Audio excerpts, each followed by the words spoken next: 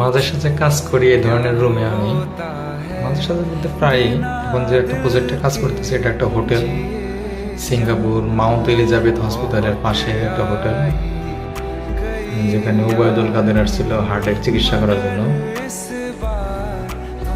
এই হলো রুমের পরিবেশ। এখনো ভাড়া হয় না, এটা ভাড়া হবে আর কি। ভাড়ার জন্য একদম প্রস্তুতকারক একটা রুম, শুধু যে ভাড়া নেবে সে এসে থাকবে।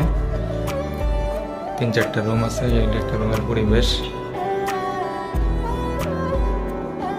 একদম স্বয়ং সম্পন্ন, মানে শুধু লোক এসে থাকলেই হবে, তার কোনো কিছু প্রয়োজন নাই। তো আমি কাজ করলাম, ওই যে পাইপের একটু সমস্যা ছিল, মানে পাইপের সাইডে একটু ফাঁকা ছিল, সিলিকন মারলাম।